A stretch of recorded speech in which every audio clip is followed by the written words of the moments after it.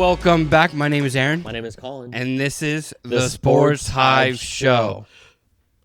Woo! So we're in the middle of playoffs for the That was pretty NBA. loud. It was pretty loud. Hopefully my kids don't wake up. It'll be all right. We're in the middle of the NBA playoffs right now for the first round. And then we have the NFL draft in 2 days. Mm-hmm. So we're going to mainly talk about the NFL draft. But first, obviously, we have to touch on the NBA playoffs. So what has surprised you so far in these NBA playoffs?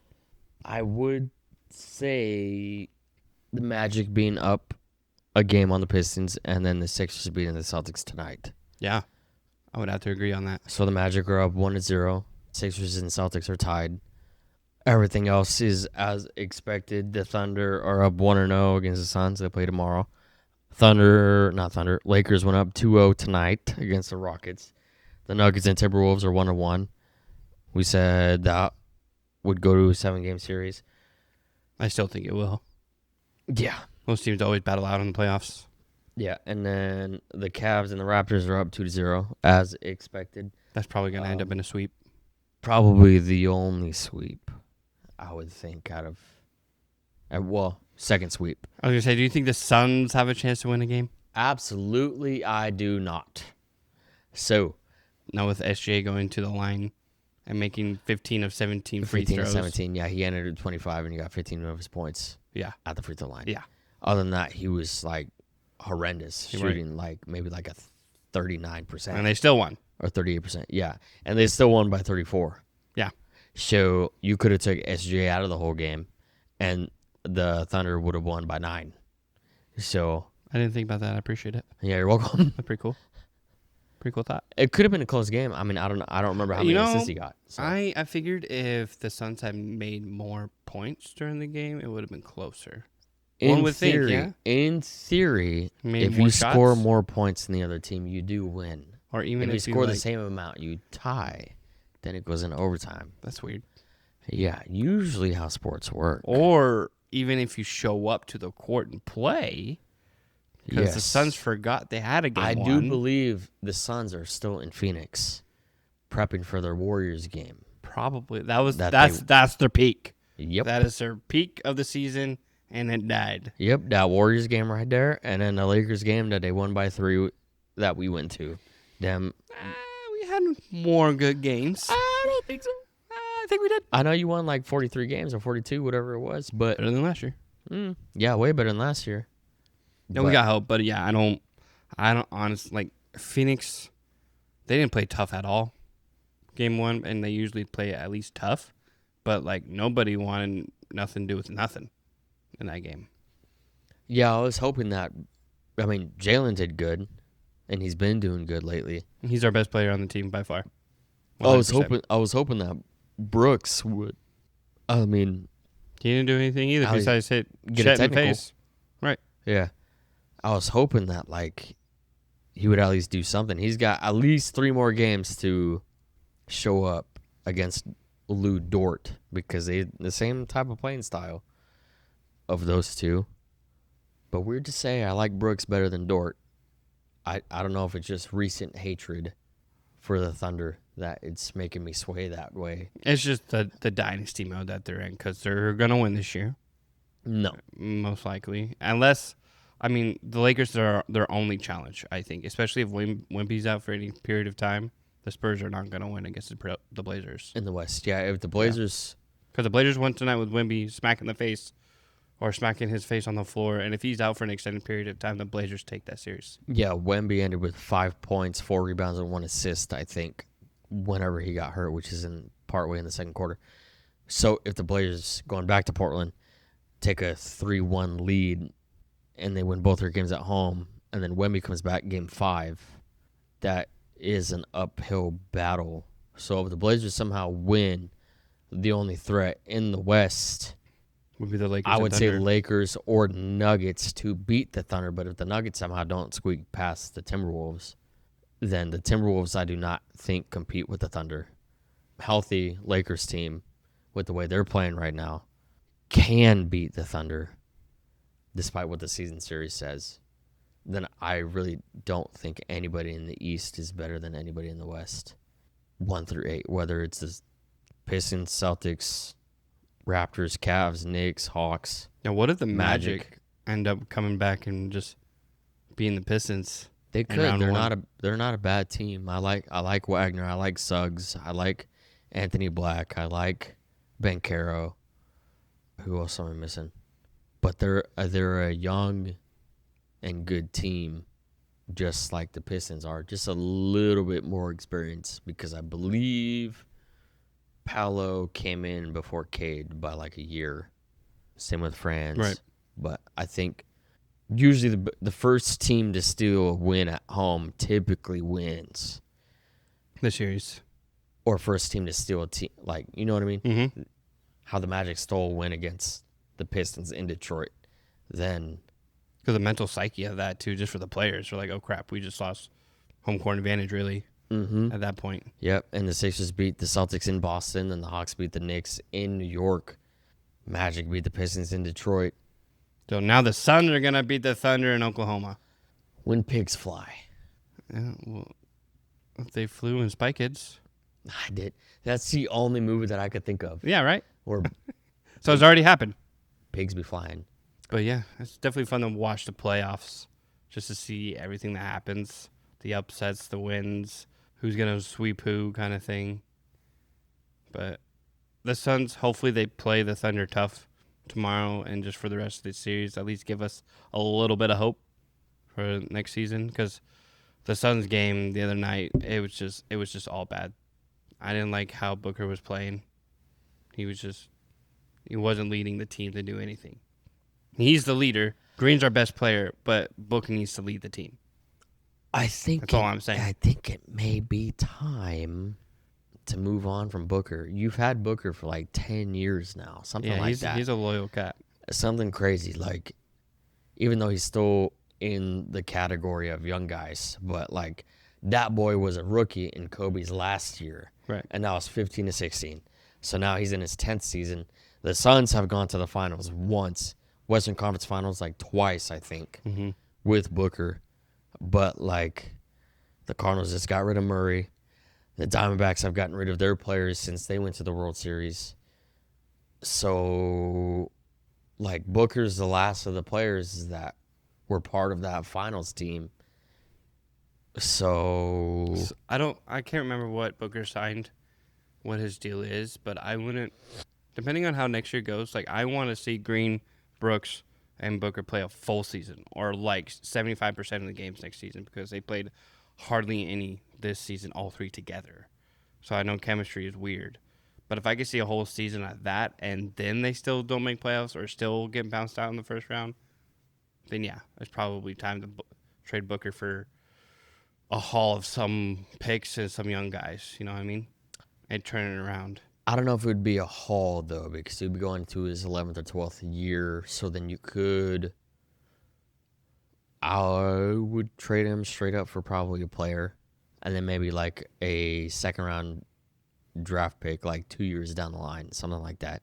But if you don't get like another more consistent player, I don't know if the Suns do anything in the future with a Brooks and a Booker and a Green and a Mark Williams and whoever you have at the four. And that's another guy that hasn't been healthy, too. Mark Williams been on and off healthy throughout the entire year. But we'll see. Yeah, that's why he failed his physical when he got traded to the Lakers, dude. Yeah. And then he was like, no, I'm not going to L.A., going to Phoenix instead. Well, yeah, he was all butthurt because the Lakers failed him with good reason if he's only played like half the season. Yeah, he's been in and out hurt. I mean, he hasn't.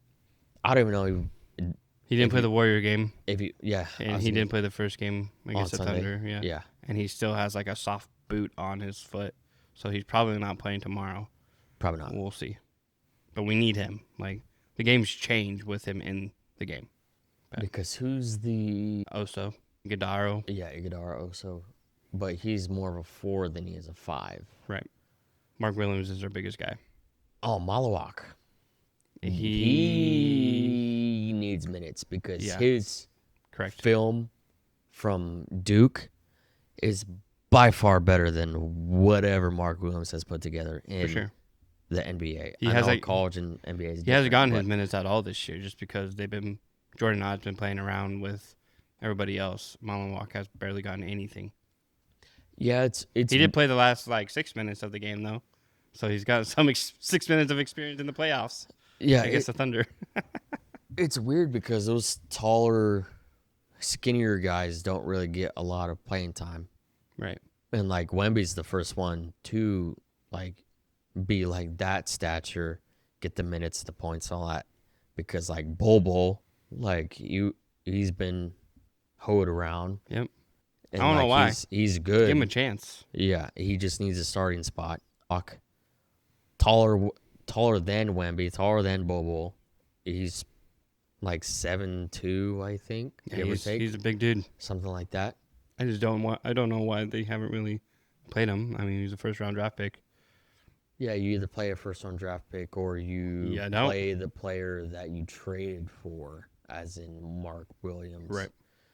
So ideally, I mean, like if I would have played Booker, Jalen Green, Brooks, Booker Malawak, and Brooks.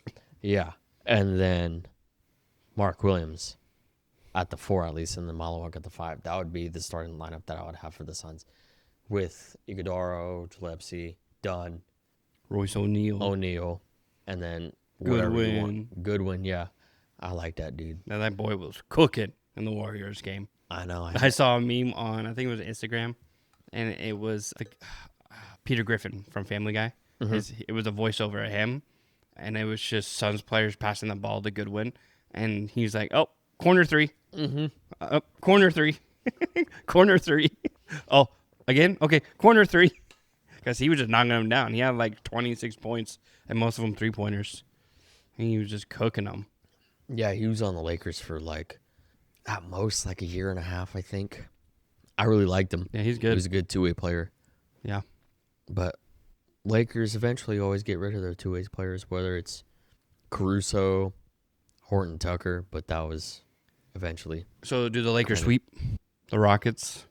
Because now they're going to Houston now for Game 3.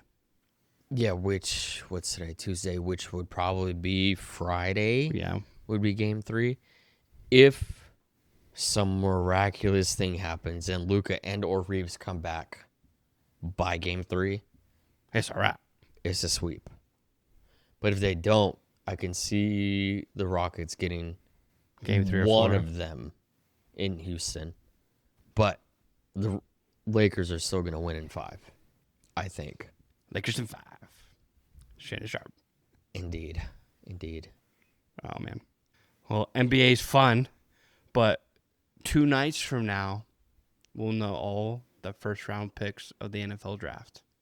Who do you think the Raiders are going to select with the number 1 overall pick?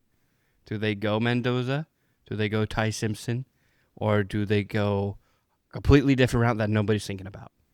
I feel like if they don't go Mendoza, everybody's going to riot.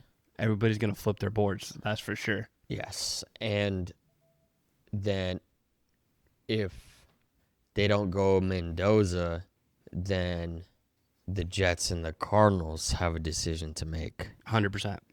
If Mendoza falls from 1, he is not making it past 2. The Jets will take him in a heartbeat. Yep. And I will feel sorry for him because I'd rather be in Vegas and the Raiders situation than I would be in New York City and the Jets situation. He would retire real quick and then unretire. But obviously that's probably not going to happen. The Raiders are probably going to select Mendoza going number 1. And with the New York Jets' biggest needs being at QB, edge, and wide receiver, what do they pick at number 2? Probably an edge. That's I would say everybody's mock drafts. Because the quarterback, you already traded for Geno. Right. And I think signed him to like a little extension. Wide receiver-wise, you have Garrett Wilson still. Then the kid from the trade that happened with Sauce Gardner from the Colts. Pittman? No.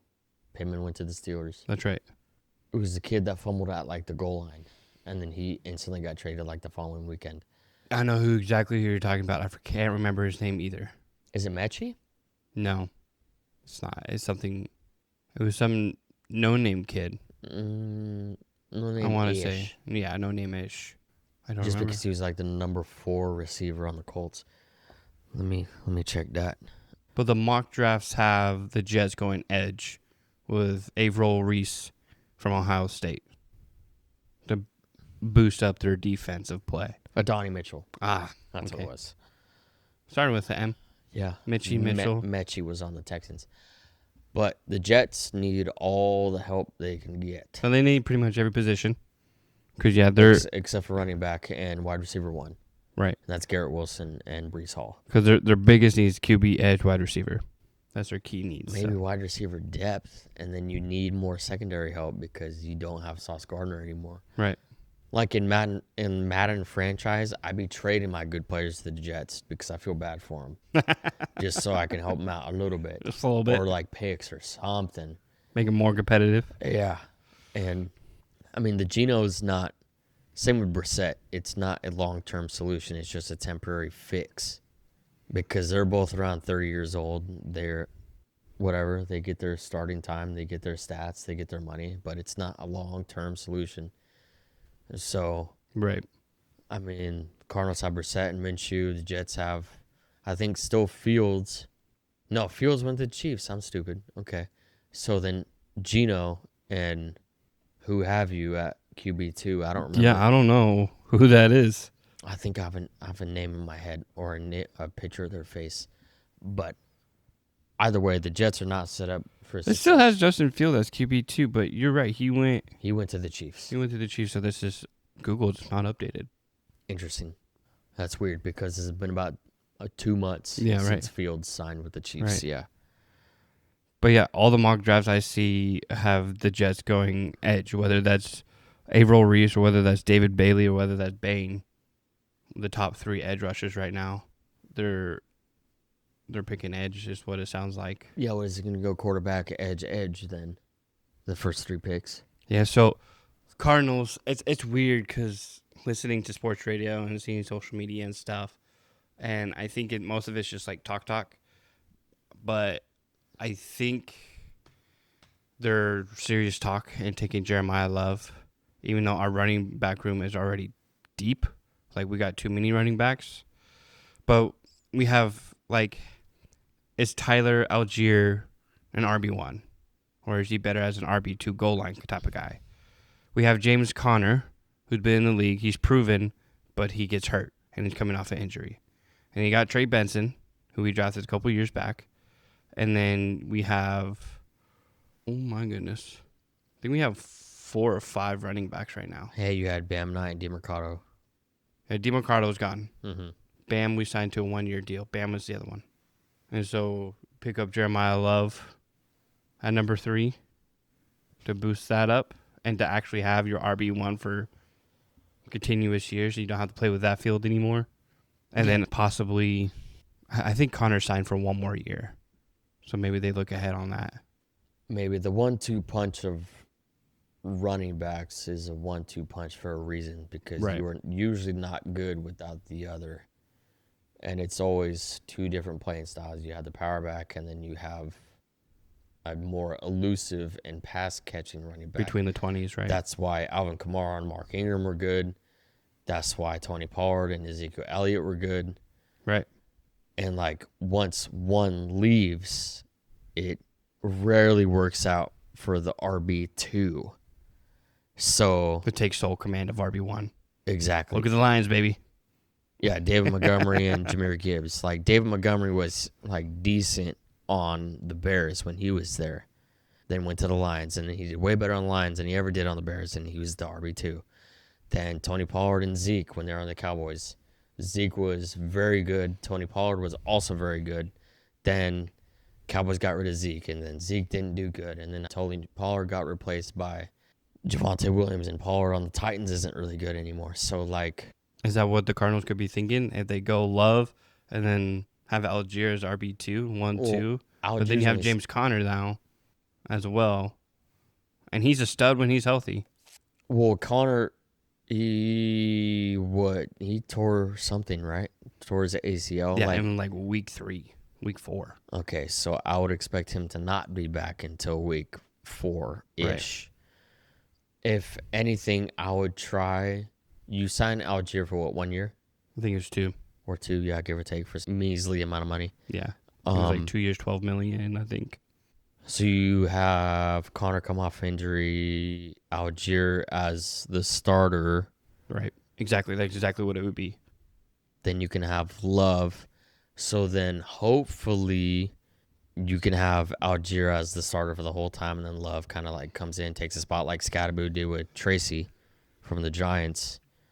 And then you kind of shop Connor around for literally anything. Right. It could be like a 7th-round draft pick. Right. And you'd be fine with that because you already have Algier, and then you have Love.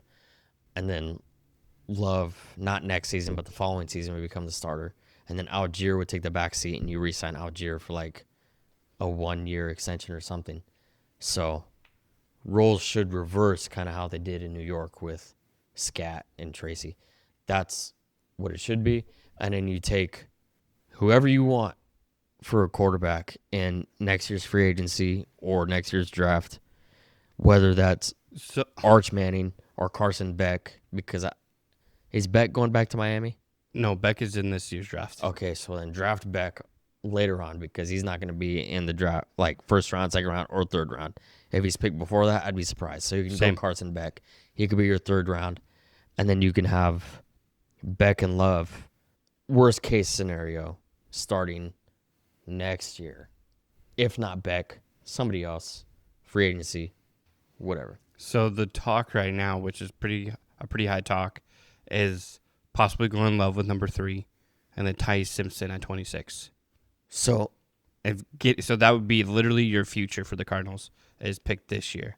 Whether they have a lot of playing time or not, if the Cardinals make that move, that's what they're telling everybody in the league. We have our future quarterback and we have our future RB1. Or if we don't go running back, which technically have a running back issue, because I don't know if Tyler Algier could be labeled as an RB1 and old man Connor being RB1 or RB2. That's rough to me because I feel like one of them is going to get injured. So I wouldn't be mad if they went Love first instead of an edge, but then you leave a gap for edge too because you don't have like a star edge. Because this draft is edge heavy. It's edge and O-line heavy. There you go. So I think that's why the Love talk is huge right now because they could just get an edge later down in the draft because we have 7 or 8 picks.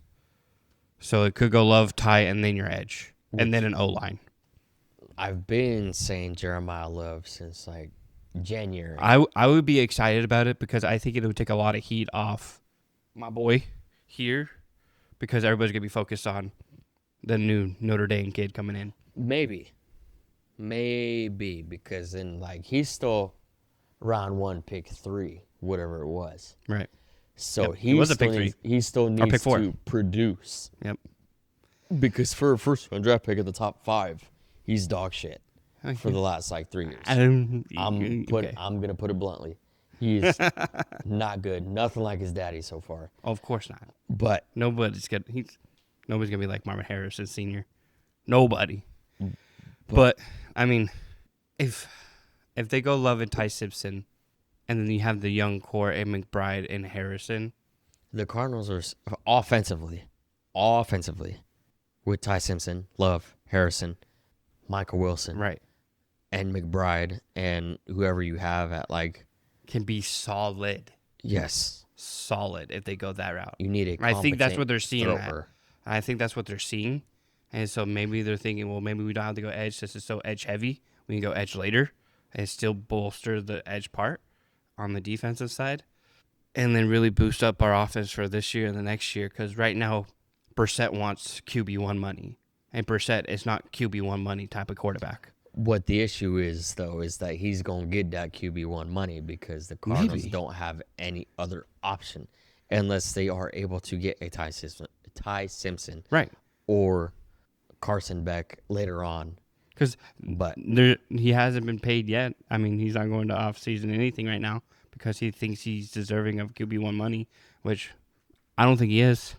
Not QB1 money, but I mean, like he's maybe a little bit of money, but not QB1 money. I can't say he was the only reason why you guys won games because he didn't win games last year. But like he was throwing the stat. Like, he had the stats. But defensively, it's like he can let the Cardinals offense score 35, but then that other defense for the Cardinals lets the other team score like 37, 38, whatever it is. So, like, Brissett is not to blame for all of the losses because, like, he threw, like, whatever, 350 yards a game. McBride was going off. So, like, he's not the answer. He's just the answer to a short-term, like a short-term answer for a short-term problem. So how long is short? A year. That'd be. Or how short is short? How short is long? I know what you mean. Yeah, you know what I mean. How long is short? Because how long is he going to actually be there? So let's say they do draft the Ty Simpson on Thursday or Friday, and they still haven't really paid Jacoby, then they kind of just solved their money problem because they could literally just start Ty Simpson if they wanted to. Mm-hmm. And then you go Brissett QB2 and Minshew QB3. If that's the way they go. But I doubt that'll happen because they'll probably want Jacoby, who's been in the system for a year, to see what he does with it. And Ty Simpson in the backfield kind of thing. Or they just go all in because we're sick of it and just test everything out this year after they go Love and Ty. It's not the same system, though. Right. Because Gannon's gone. So you could get a whole fresh start.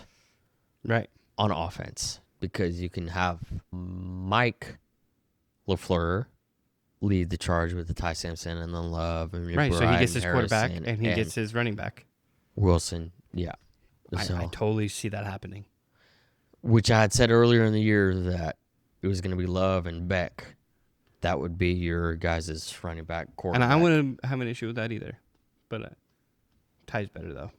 Obviously Ty's more competent than Sid the Sloth, Carson Beck is. Yeah. Sorry, I'm getting excited. I'm tapping my legs here, and I just got in trouble. But just getting excited about the draft on Thursday. You're fidgeting. Yep. Yeah. I can't fidget, can't do nothing. Nope. Hey!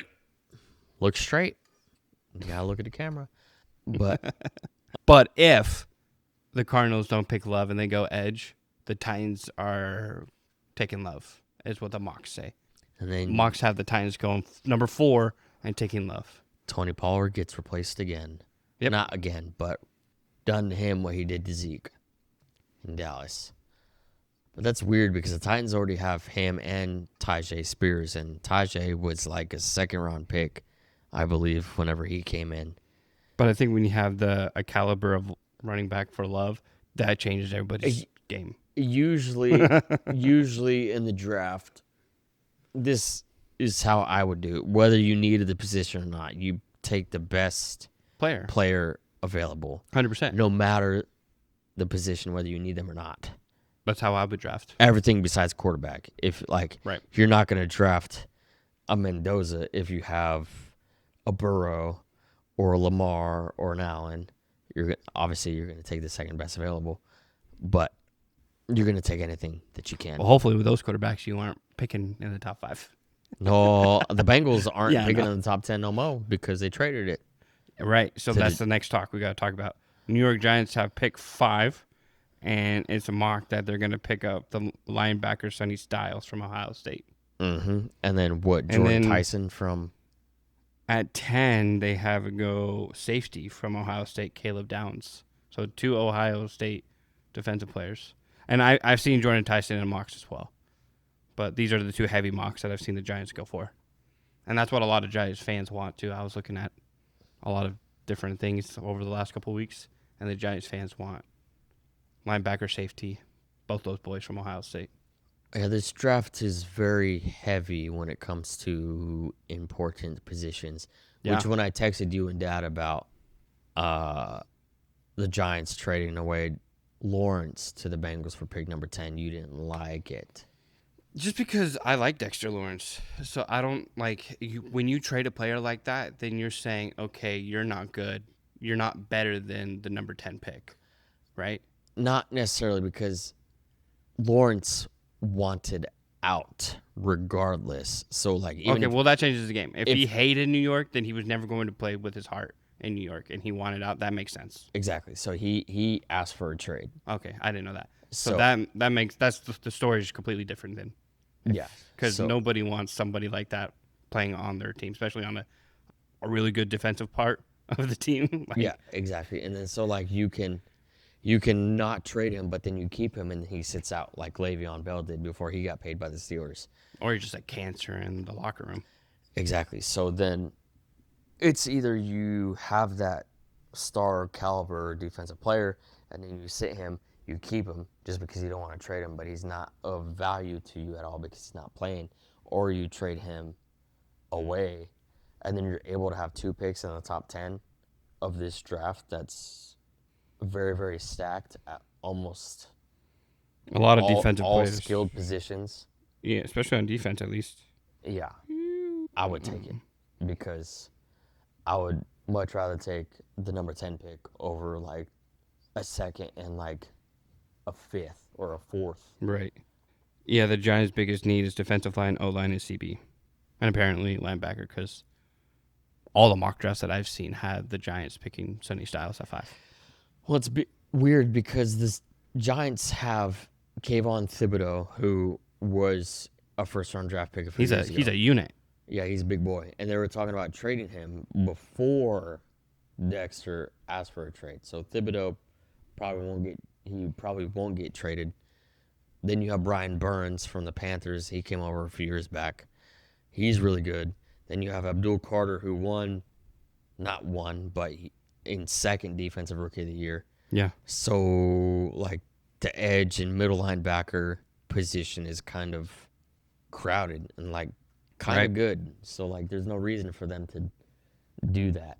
Wide receiver or safety, I could see for the Giants, but although it would be a very giant thing to do if you were to draft in a position that is already stacked. That you don't really need. Yeah, you might as well if the Giants, you might as well just draft a quarterback and a running back to back up Dart and Scat. Right. Yeah. And then at number 6, mock draft, Cardinal Tate, wide receiver, Ohio State. We got a lot of Ohio State boys up in the first 10 spots here.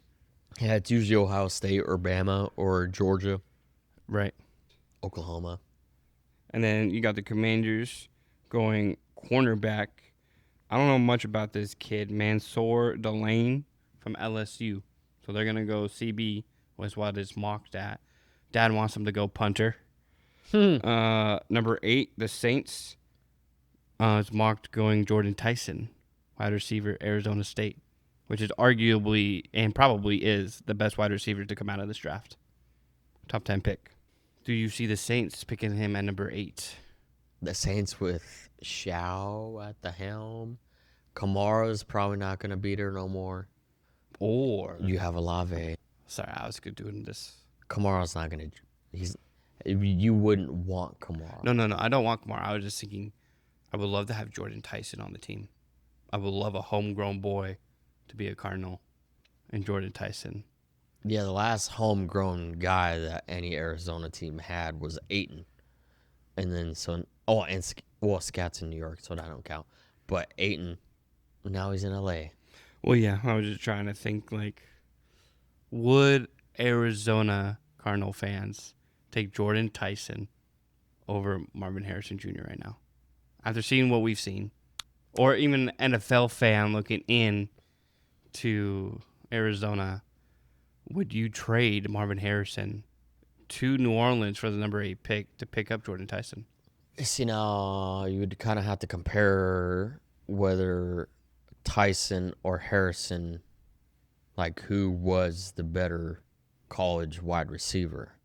So you have Tyson out of ASU, or I've seen more Tyson tape, so I would arguably say or Tyson, Harrison out of Ohio State. Ohio State, that's a wide receiver university right there. Oh, for sure. Or LSU with Jamar and Jefferson. Yeah. And Odell. But I'm just doing what if scenario. Me personally, I wouldn't. And I'm not even. You wouldn't trade Marvin Harrison Jr. for the number 8 pick and pick up Jordan Tyson? Probably not, because you might run into the same issue.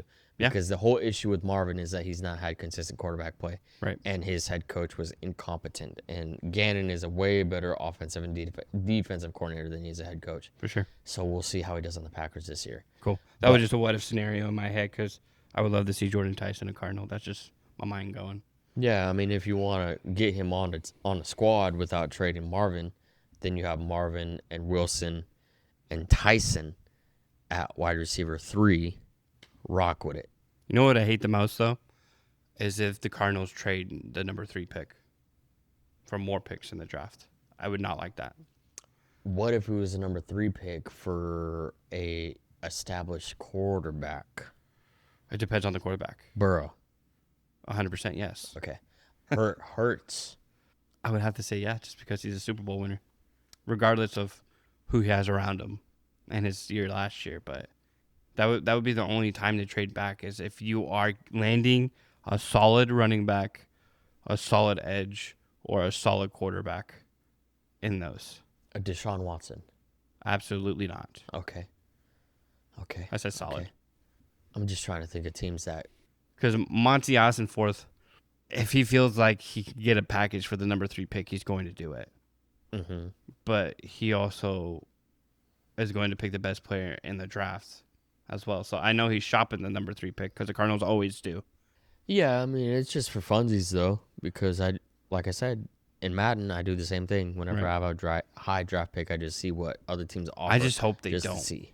The Cardinals need some fluff just to get them hyped and excited for the year coming next year. And I mean Cardinals, I mean the fans. Just something. Number 9, the Chiefs are slated to take the offensive tackle from Miami, Francis Magaoa. I don't know how to say his last name. Big Simone dude. Really good offensive line from Miami, which is weird because I thought Fano would be more in the top 10 on mocks. It's not. Miami Dolphins taking Reuben Bain Jr., which he has a little bit of a criminal history. So maybe throwing him down into his name's Miami. Bain, so Miami's probably not the best place for him. Or the best place. True. True. And then Dallas Cowboys going edge as well with a kid from Auburn. I don't know much about him. Keldrick Falk. With their original first-round pick. Yes. Then they pick again at pick 26 or 28 from the Packers. And then the Los Angeles Rams going wide receiver from Indiana, Amar Cooper Jr. And then the Baltimore Ravens picking up Spencer Fano, offensive tackle from Utah. Oh, yeah, which they need all the help for Lamar and Henry. That would be a smooth move for the Ravens. Pick one of the high elite offensive tackles. Yeah, well, as long as you can push one of your already offensive tackles to center to replace Linderbaum. Yeah. Then the Rams, back to number 10, are talking about trading Devontae. So if he could have a homecoming to... Yeah. You guys need it. I would gladly... I don't care if he's like 32 or 33, 31, whatever he is. I'm almost 32. Old in football, dude. I'd trade number 3, number 4 for him. I don't care. I'll take him. I think that would be really cool. He comes back home. As he should. That'd be really cool. Number 15, the Bucks are slated to pick in the mock a tight end from Oregon, Kenyon Sadiq. He was a good tight end from what I saw in games, but Cade Otton, I think, re-signed like a smaller extension. Much past that, the Bucks do not have a good tight end. They haven't had a good one since Gronk was there with Brady. Right. And then the rest of these, I mean, once you get past like 15, you get and OJ Howard, but yeah. Once you get past 15, you get into like the no-namers. Ish. You're still a first-round draft pick for a reason. I know, but I mean, the top 15 are always the most exciting. But it's in most mock drafts, the New York Jets have pick 16 go wide receiver. And this one has Mekhi Lemon from USC. Mm-hmm. The Lions going offensive tackle from Georgia. Vikings going safety from Oregon. Carolina Panthers going offensive tackle from Alabama. Cowboys with the 20th pick go linebacker from Texas Tech. Pittsburgh Steelers with the 21st pick going O-line from Penn State. Chargers going cornerback from Tennessee. Philly going offensive tackle from Clemson. The Browns going offensive tackle from Arizona State. Chicago Bears going defensive tackle, Clemson.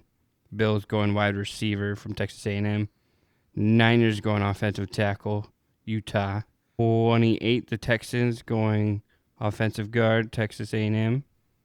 To try and get a homeboy. Kansas City Chiefs at 29 going cornerback from Tennessee.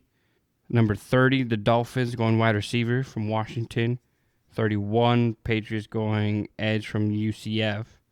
And the Seahawks going cornerback, San Diego State. So, a lot of CBs, a lot of edge, a lot of offensive linemen, a couple wide receivers in this group. And in this mock draft, Uno running back. Love. But then I know there's another running back to the backup to Notre Dame's Jeremiah Love. Is also in this year's draft. I forget his name. It's on here. The Cowboys had pick 20 also? Yes. That's what the Packers pick would have been. Oh, what is that kid's name? That's gonna bother me. But Thursday night, NFL draft. I ain't got to worry about the first round. I was just about to say, I read off all those numbers, and I didn't hear a Packer name. Nope.